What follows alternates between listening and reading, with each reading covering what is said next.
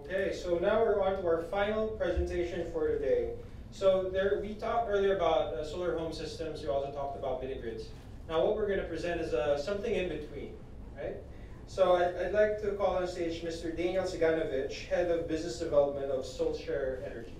Daniel? So, last presentation. Good afternoon, everyone. So, I'm Daniel. Yeah, as it was already said, I'm the Head of Business Development of SE4All, a Bangladeshi company, and we provide decentralized DC nanogrids. I want to tell you a little story. You know, when I told my parents, like, end of last year, that I'm planning to move to Bangladesh to set up a startup company there that works with renewable energies, you know, my father was looking at me like, Daniel, and you know, I grew up in Germany. You are from Germany, you know, if you want to work with renewable energies, why don't you stay in Germany? You could earn a lot of more money there. But I think Bangladesh is a really great country when we are talking about renewable energy.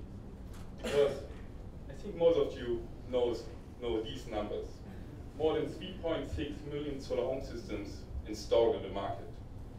And all of this is a result of one of the, for me, most amazing development programs when it comes to rural electrification.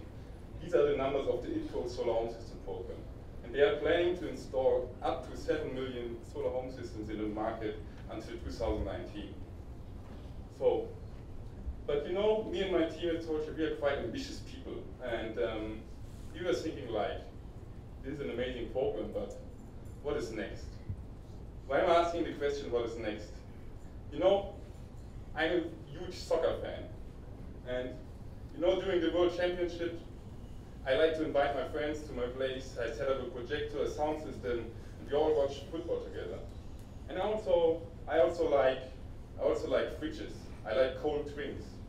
And I like machinery. I like machines like crane mills. I like things like water pumps, all these kind of things. Why am I telling you this? Because all of this is not possible with a solar home system. Why is it like this? I mean, the solar home system has quite limited capacities. You have a small panel, you charge control a battery, but I mean, this cannot give you that much electricity as people want today. And so what's happening in Bangladesh?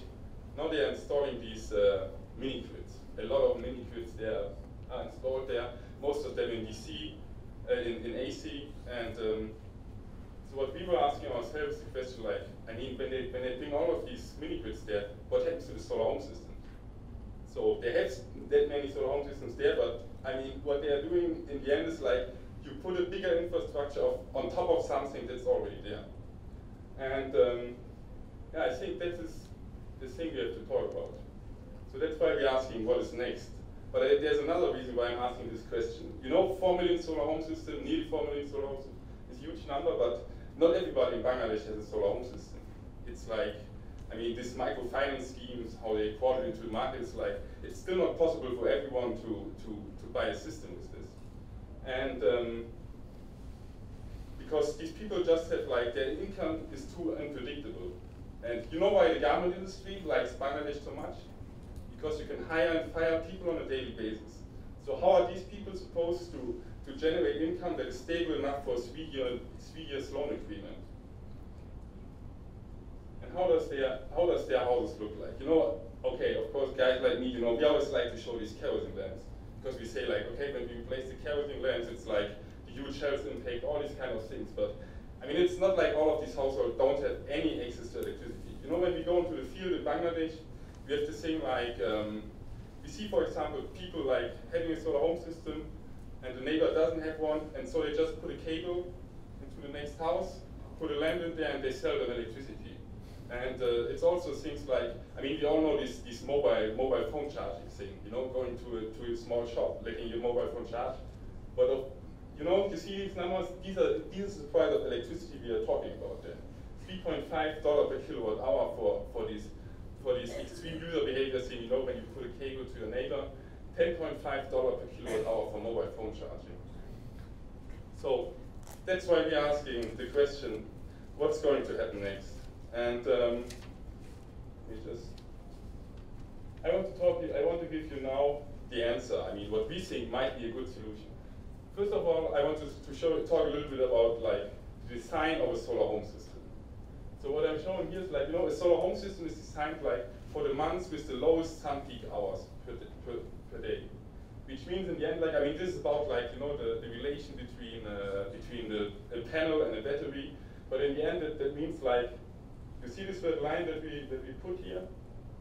In the end, this means nothing else like during most of the year, your solar home system produces more electricity than your battery can store.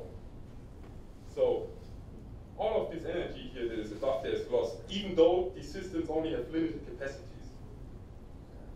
And then there's another thing, high efficiency devices. I sometimes say this LED revolution. When we go into the field in Bangladesh, in the village, in nearly every village you can buy high efficient LEDs. If you compare this, for example, if you have a household who was using a tube light, which brings you like 400 lumen for 10 watt, you replace it with an LED light, which brings you the same amount of lumen, then okay, we have some assumptions like three lights per household, 5 hours utilization per day. This means nothing else like replacing appliances brings you to like, in this case, another 45 watt hours per day that is additionally there. So this is also energy that might be, that is newly available. And let me sum this up now. So what I'm showing you here is like how a solar home system is normally designed. This is like the excess that generates the energy that's never used. This is the extra excess that you can get if you replace the appliances. And all of this together, we're still not assuming that the household like uses all the extra available, doesn't use all of the extra available electricity, but this amount of electricity is what we call our opportunity. So that's why we are asking the question, what if we provided increased access by utilizing these existing capacities? I want to introduce you to a concept that we call share and cake, or share and pay as you go. You all know pay as you go. We want to implement a system where the end user can sell electricity and make cash out of it. Remember these two households I showed you before? One is the solar home system, the one is the kerosene lamp. We say the solution is one door away. So you see these two white boxes that are installed in the household. This is nothing else than a bidirectional DC meter. So this thing measures how much electricity goes out of the household and how much electricity goes in. If you give now each unit of electricity a price, you put a display on this controller, you can just show like someone feeds in electricity into the grid or gives it to his neighbor, his balance will run up. In our case, it's like we're talking about taka amounts, because that's the currency in Bangladesh. If you take out electricity, your balance goes down. So what does this kind of approach enable? Soldier allows, our technology allows the creation of a DC nanogrid. The DC nanogrid has the ability to grow by integrating your households. Maybe some of you now a little bit realize what I think the potential behind of this. We all know this multi-tier framework for energy access. We say what we provide here is an evolutionary access to electricity. Our grids can grow with the demand of the end user. And this is something else than saying okay, the demand grows, I just put up another infrastructure on top of it. No, what we are talking about, how we call this, is bottom-up electrification. We come from the bottom and go up all the way through the multi-tier frameworks. How are we planning to realize our concept? How do we enable the people to really trade electricity? How can they make cash out of the electricity they sold?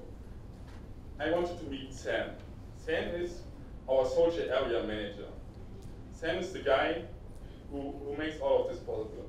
Maybe you have a better idea about Sam when you see these guys. So these are the guys that are in every village in Bangladesh, and they have their small shops, and they sell things, and they also do mobile phone charging, all these kind of things. They know the customers. So the SAM is like our local energy entrepreneur. And the SAM has three functions for us. The SAM sells our product to the end user. The SAM does basic grid maintenance and is like the local contact person for the end user. And last but not least, he manages these electricity trades. So if you feed in electricity into the grid, your balance runs up. And if you want to cater it in, you go to your SAM and you tell them, here, there's still that much money on my controller, can I have it to the cash? The same thing when you don't have any electricity available anymore on your controller, you do the same thing you will do when you charge your mobile phone. You go to your local shop, you tell the guy, like, could you please charge my phone? In this case, could you please charge my controller? And he just does it. How do we enable him? We give him a little tool. It's in the end the same again what you're doing when you do your pay-as-you-go thing with your mobile phone. So, and these guys are already used to use a mobile phone to make all of this possible. So that's our delivery model. The first step is we find a SAM, we connect with the SAM, build up a grid, and we increase, and we make the people, enable the people to increase their capacity. Who are our customers? Our customers, we have two models, a B2B approach and a B2C approach. So we could sell our whole grid infrastructure to public entities, energy service companies, microfinance institutions, TOs. Or there are also models, that's the one I like the most, is like you get the end user involved in the whole thing, they build up a cooperative and own their own grid. Or we work together with local entrepreneurs, that's our SAM. What are our core activities? Our core activities are, we manage the production of our controller and do the sales. We supply all the hardware and equipment you need to sell our grid. We do the grid design. We manage the installation. We do the grid infrastructure adjustment because we have a dynamic grid which will always be adjusted. We do grid maintenance.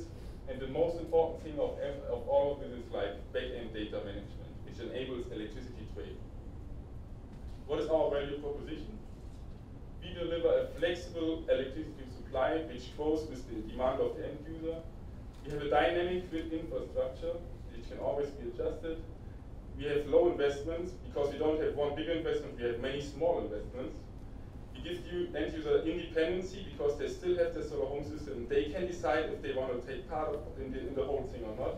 And the last thing, which is what I like the most, the end user can generate income by selling electricity. What is the investment required for us to realize our project? I mean, in the moment we are still in the research and development phase. The research is done. Development is more or less done. I mean, we have our first controller, but it's maybe this big. So we have to get it smaller, installed in the field, and we want to have a proof of concept until the end of this year.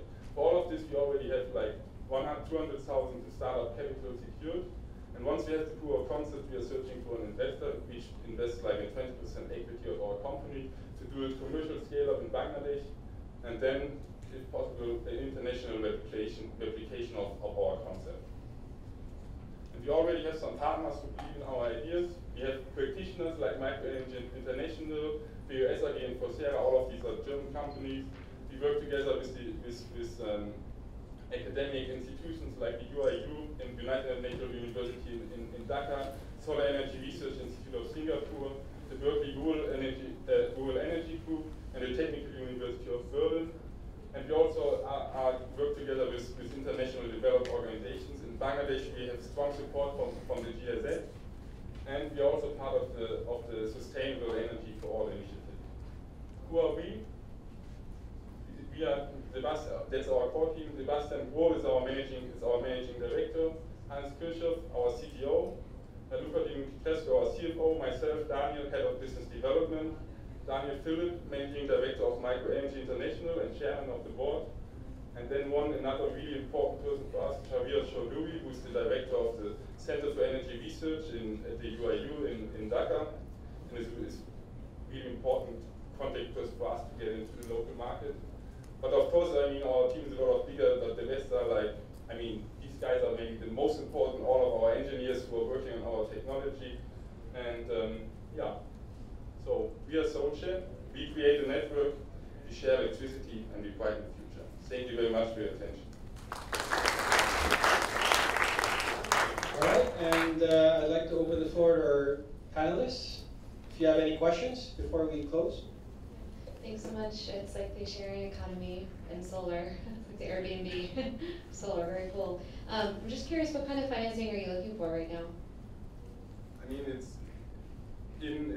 from when we have the proof of concept, I mean, then we for sure search for like impact investors who want to buy like 20% equity of our company. But I mean, I guess you can already see a little bit. I mean, what we're trying to realize is a little bit like, I sometimes say, a revolutionary approach. It's quite complicated what we're doing, so we really need investors who want to walk this path with us and who are like really interested also in what we're doing. I mean, this is not just about making money. I mean, there is an opportunity to make money with this, of course. Otherwise, I mean, I wouldn't work for this. I mean, wouldn't work for this, but of course, I mean, we really are looking for impact investors who are really interested in what we are doing and really want to be part of